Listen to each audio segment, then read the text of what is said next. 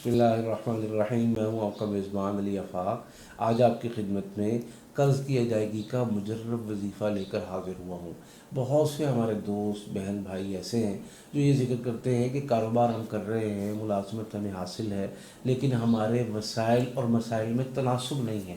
یعنی اگر 100 روپے کما رہے ہیں تو اخراجات 135 اور 150 160 کے درمیان ہیں۔ اب یہ جو 60 روپے کا ڈفرینس ہے، اس کو پورا کرنے کے لیے قرض لینا پڑتا ہے۔ نوکری بھی کوئی کم نہیں ہے، کمزور نہیں ہے، اور ہمارے میرٹ سے ہٹ کے نہیں ہے، سب کچھ کے مطابق ہوتے ہوئے ہم نے چادر سے پاؤں اتنے زیادہ پھیلا لیے جس کی وجہ سے ہمارے مسائل اور وسائل میں عدم تناسب کا مسئلہ پیدا ہو گیا۔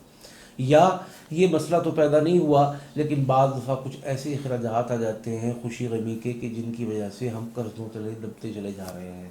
اب کوئی راستہ، کوئی سبیل، کوئی طریقہ ایسا نہیں ہے کہ جس کی ذریعے سے، جس کی برکت سے ہم اس قرضوں کی دلدل سے نکل سکیں۔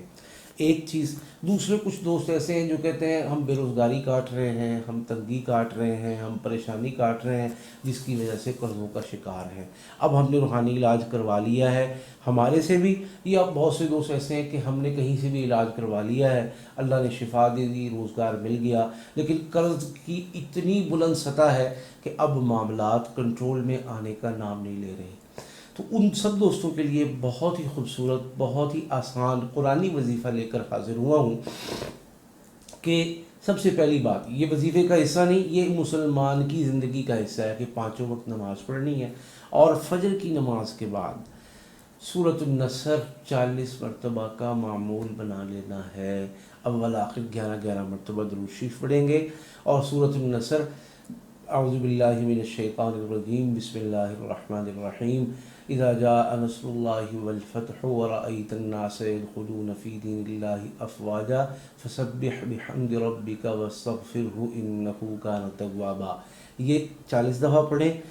اب قرض کی نوعیت کے اعتبار سے پڑھیں۔ ایک شخص کا قرض لاکھوں میں ہے تو بھائی وہ 41 دن پڑھے گا، ایک شخص کا قرض ہزاروں میں ہے، بھائی وہ 21 دن بھی پڑھ لے تو انشاءاللہ اللہ تعالیٰ راستے کھول دیں گے، بنا دیں گے۔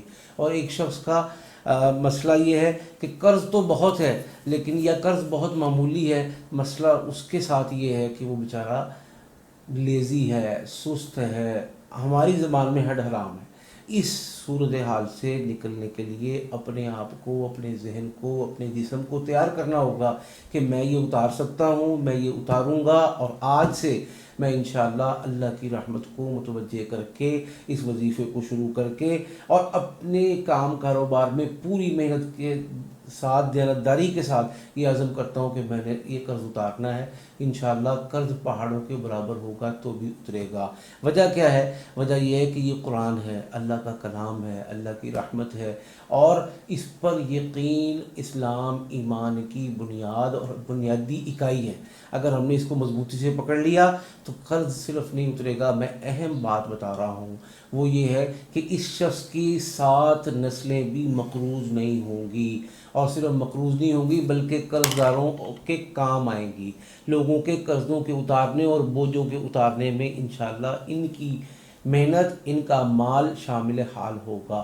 اللہ پاک ہم سب کو قرضوں سے محفوظ فرمائے، اور رسول پاک صلی اللہ علیہ وسلم کی تعلیمات کے مطابق کہ اوپر والا ہاتھ نیچے والے ہاتھ سے افضل اور بہتر ہے، اوپر والا ہاتھ ہم سب کو بنائے۔ آمین۔